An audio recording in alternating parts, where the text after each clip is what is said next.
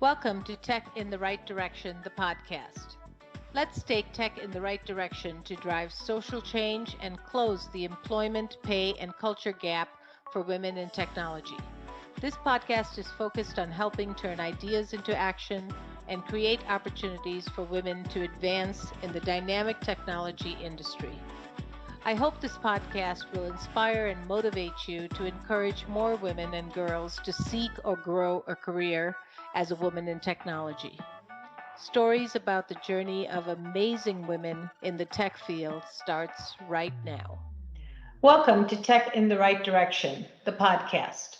This week, I'll be speaking with Jayme Ambrose.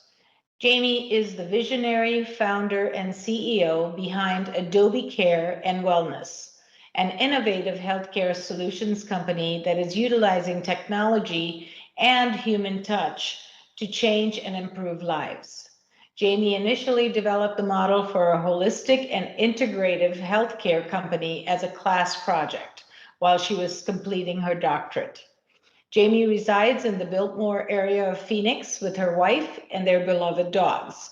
When she is not working, Jayme enjoys reading, travel, and spending time with her family, which includes 4 adult children and 6 grandchildren. Welcome to the show, Jayme. I'm so excited to have you on. Well, thank you, Jennifer. I'm really excited to be here, and I appreciate you having me on. Sure.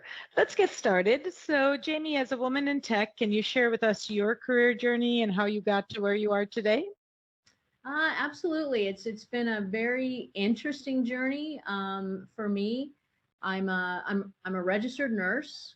So I started out around actually 40 years ago, working in nursing in psychiatric nursing, and I've had a very eclectic nursing career. I've worked in the hospital setting for maybe 6 months out of that 40 years. I actually at one time was a nurse who worked as for one of the world's largest distributors of fresh meat. So I don't know that everybody or very many people can say that. And how I got into tech was actually a very, very cool thing. And it all came together very well and interestingly. When I was finishing my doctorate, I had stopped working for the last 3 months of putting through my dissertation and my project and all of that. And when I was like, okay, I need to get back to work, a friend of mine reached out and said, there's this new company that is looking for someone. I think you should go talk to them. So I ended up working for a company called Beach Medical Group. The owner was very tech savvy. And from that point, I really was able to learn how to join the technology with how we add that to nursing care. So my background is really all community-based nursing. And so having those abilities to interface with different types of technology really can enhance what's happening in patients' homes.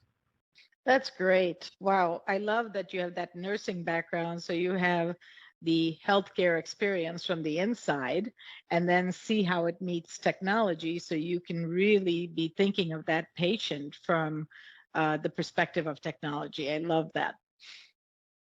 Now, this podcast is focused on bridging the employment pay and culture gap for women in technology.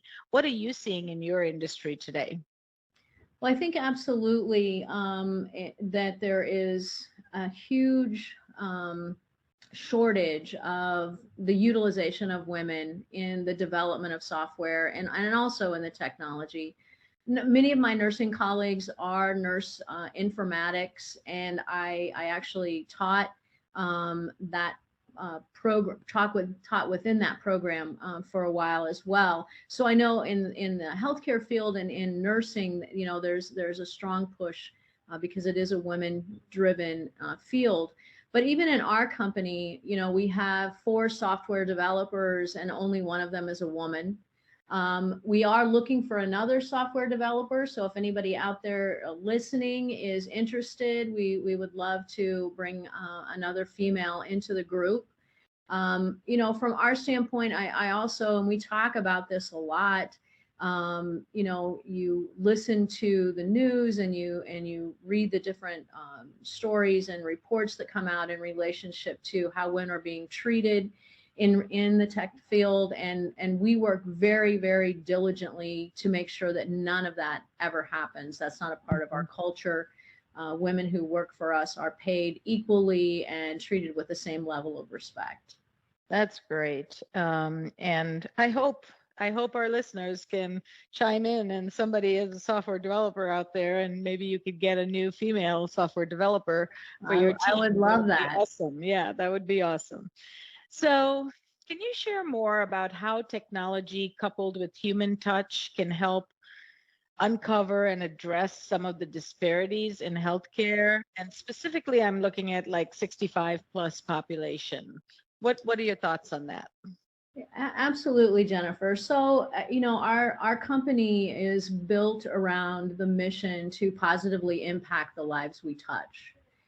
And as we do that, we're utilizing our own proprietary risk stratification tools. So as we get a new list of patients based on our algorithms, we're able to identify through that risk tool who we need to reach out immediately.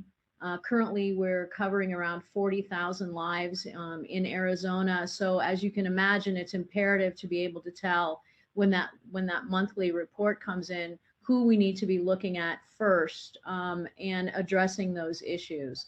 So absolutely, the development of the data analytics and that tool is important.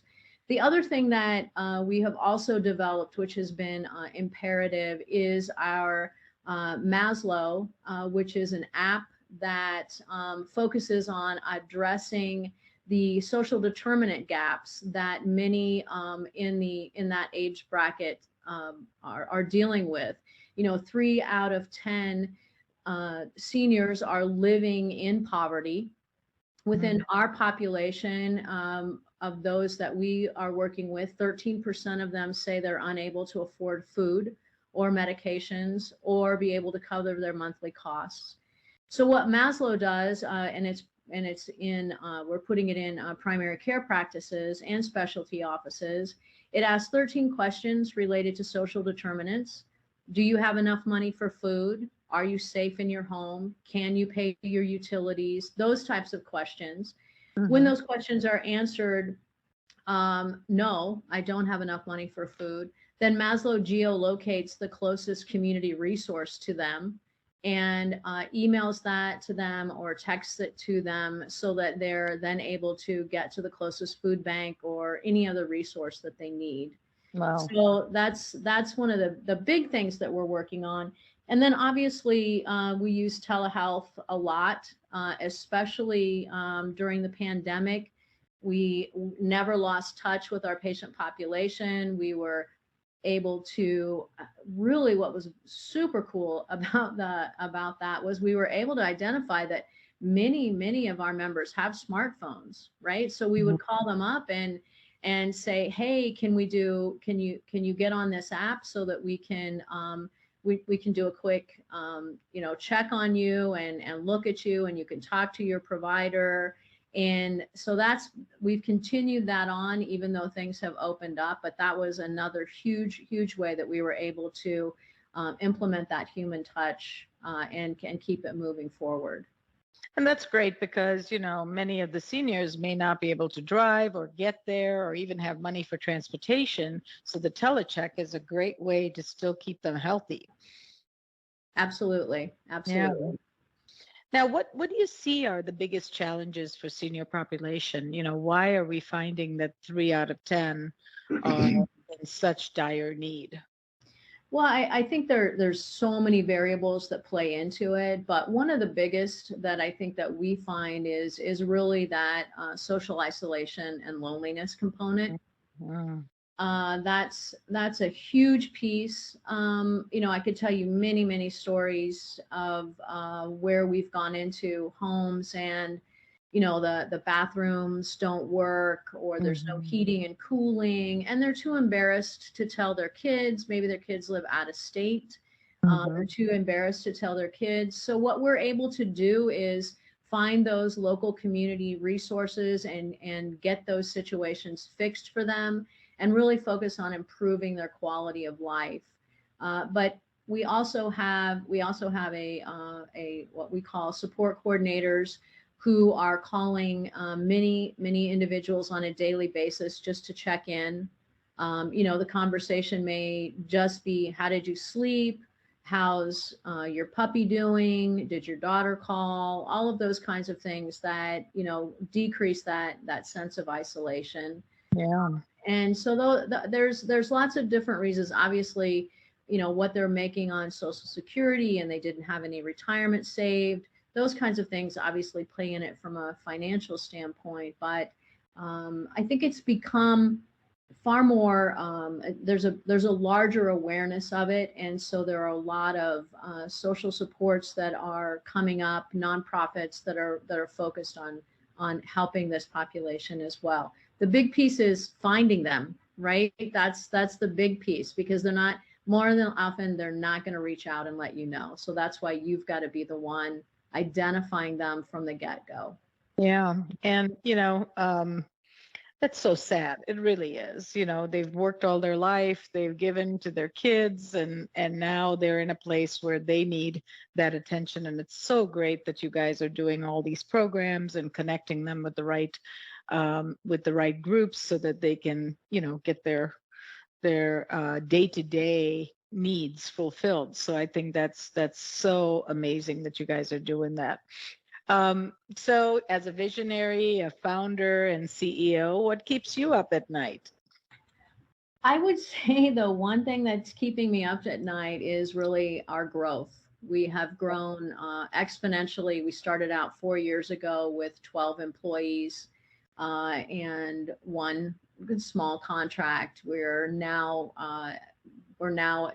looking at, we will have over 200 employees after the first of the year, and many more contracts. Our population continues to grow. And so as we grow, it's really for us, how do we maintain that culture of to positively impact the lives we touch? How do we keep everybody focused in that direction? And at the same time grow, add the people that we need to, and make the impacts that we want and desire to make on a daily basis. Well, that's a good problem to have, right? Growing It pains is, it are is, always good. absolutely. Yes, and congratulations, from 12 Oh, thank you. employees to 200. That is amazing. And wish you continued success. And, I always say women know how to grow a company. I agree with that. I agree with So that 100%. great. No, that's amazing.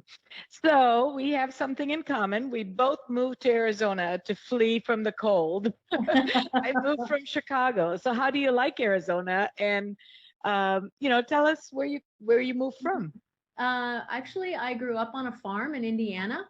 Okay. And so kind of an idyllic childhood of, playing in the woods and riding ponies and uh, going on vacation with my grandparents to Minnesota to go fishing. And but getting out of the cold was key.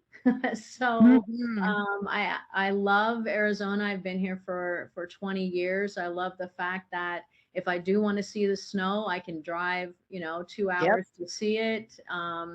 And I love, where our patient population is all rural Arizona, and it's fabulous to go and explore all those areas that you wouldn't normally see. Bisbee is one of our favorite places to go.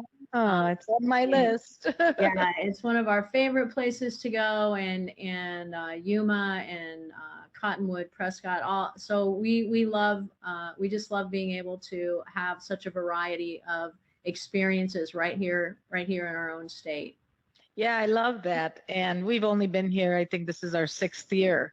And definitely wanted to move away from the cold. Still had a business that was headquartered in Chicago and still do. And, I just used to go back and forth every 6 to 8 weeks. And Chicago is still, great, great place for us. Always will hold a very special place in my heart. But the beauty of Arizona is definitely the weather, and we're in that season right now for Uh, why people move here, right? Absolutely. The weather We is just were beautiful. outside for a meeting yesterday and said this is why we live in Arizona. Yes, yes. And when I first made the choice to come here, it was around November, and we were sitting outside at a Mexican restaurant having lunch, and I was like, "Oh my God, if this is winter, sign me up." Yeah, exactly. Exactly. That's great. Well, um, I'm so glad you said something about Bisbee because it's on my list to go out to, and I haven't been there. But Cottonwood Prescott is amazing. My sister actually lives in the Cottonwood area, and I Oh, love it. great. There's great wineries out there and just really fun places. Absolutely. Well, you're gonna love Bisbee. Good, good. I You really, need to go to. I'll tell you two places to go that I go every time we go there. We stay at the Copper Queen Hotel, and okay. we go to Cafe Roca. So, Okay, it's on my list all because right. those were the kinds of things I needed recommendations for because I couldn't figure out where to stay and where to go. So Absolutely. You're gonna it's love it. lovely. Okay, great. I love it. Thank you for that. Did you know that there is an increase in the number of women leaving the tech industry?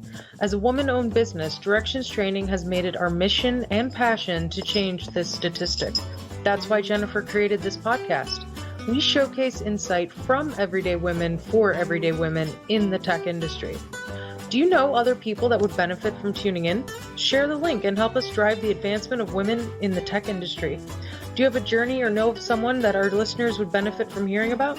Reach out to us at directionstraining.com/podcast. Don't forget to follow us on LinkedIn, Facebook, and wherever you find your podcasts. Now, back to the show. Wellness is critical, especially with women who don't take time for ourselves. We're doing stuff for everybody. How do you manage stress in this time of change? There's so much going on. You're running a business, you know, nurturing family. How do you balance it all? How do you manage stress? Well, one thing I do is as I go to the gym Hmm. usually around 5:30 in the morning, and I do the treadmill and I swim. Hmm. Swimming is like I'm a Pisces, so I love to be in the water. Hmm. And the other thing that I do, which is probably a little unique, is that we own a blue room. We own the Phoenix Blue Dragon, which is a light and sound therapy chamber. Oh, It's a wonderful. blue. It's a room. You go in, you lay down, and it really puts you into a deep state of meditation for about 20 minutes. So that's the other thing that I do that helps keep me centered. Oh, I love that. I've never heard of that. So this is in your home. You No, no, converted a room. it's a business. Oh, you go there. Okay. Yeah, it's on 16th and Bethany. Yeah, Okay. my wife and I own it. My wife runs it. So just Well, I putting a am plug in going for to it, have but it to, is yes, I'm going to have to go there. I need this. yeah, you will love it. It's a fabulous experience. I will definitely, definitely try it out. So thank you for that. God, all kinds of tips. So, as a woman in tech, what challenges have you faced? We all have, right? And what have you done to overcome them?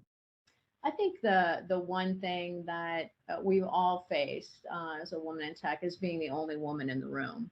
Yep. Uh, you walk in and sit down, and you're you're the only woman. So Right. you have to work really hard to not be disregarded, and that is walking into that room knowing your wisdom, right, knowing your power, knowing what you know, and in doing so saying those things that need to be heard and not being intimidated by it. And I think that's the key thing. And maybe because I'm older, not easily intimidated anymore. But I think that's probably the biggest piece is to not let that happen. Right, right. And I've been there as well. And you just have to, be confident, own your place, and not be intimidated, like you said, because that's so important. But it is tough. I mean, it's It not is. really- Oh, it's not easy. absolutely. Yeah. Absolutely. No, that's so true. All right. Now I'm sure, learn something else from you. What's your most favorite place that you've traveled to and why? Actually, I mean, we've traveled quite a bit, but my favorite place that I look forward to going back to is Belize. I loved Belize, and it was just probably it was very, very relaxing. It's not over commercialized. We stayed at this tiny resort in the middle of the jungle and took a boat up the river to the ocean, and it was just a fabulous trip, and I can't wait to do that one again. And it's been several years since we've done it, but it still sits in my memory as one of my favorites. Yeah, I love Belize too. We did that many years ago, so I would love to go back. But I love the idea of just, no hustle bustle, just relaxing, because sometimes vacations are so crazy. You're doing so much and you come back and you're like, I need a vacation from my vacation. Exactly. Yeah, no, that's great. Well, I would love to meet you sometime for a cup of coffee, since we're both in the same town, or a glass of wine. That would be whatever works for wonderful. you. I would love that. Yeah, I would love that. Definitely should Please. do that. Yes. So, Jayme, in closing, what advice do you have for our listeners? I think the most important lesson that I've learned is knowing the truth of who you are. That as a woman, to be in this field, you have to know that you are a genius mind, or you wouldn't be here. You wouldn't have accomplished what you've accomplished. So know that, and know your power and your strength, and above all, persevere and don't be afraid to take risks, because that's how new phenomenal experiences happen, is when you do both of those things. So that would be my closing words. That's great advice. And giving ourselves credit is something women don't do as often as we need to. So I think that is really good advice. And to take risks, because it is important. You never know if you don't try. And so I've taken a lot of risks in the 30 years that I've been in business, and some have worked really well, some I've just learned from. Exactly. It's you gotta fall for you to learn. So Exactly. I don't look at that as a negative. It's just, if I didn't try it, I'd always wonder. Absolutely, I agree. Yeah, no, that's great. Well, Jayme, it was such a pleasure. I look forward to having you again on the show in the future. But in the meantime, would love to meet for a cup of coffee. Absolutely, Jennifer. Just reach out. I'd love to do that. I will. Thank you. All right. Take care. Thank you for listening to Tech in the Right Direction. Please take a minute to subscribe or follow so that you never miss an episode. Also, don't forget to like, share, and comment. Thank you. See you next week. From IT skill enhancements to end user adoption training, Directions Training is your resource to help optimize the effectiveness of your technology investments. Over 500,000 students have taken advantage of our wide selection of technology and business training solutions, covering the most popular applications today, such as Microsoft 365, Azure, Windows 10, and more. As a podcast listener, we invite you to take advantage of an exclusive offer. Receive 30 days of free access to our Microsoft official curriculum, on-demand courses for IT professionals or end users.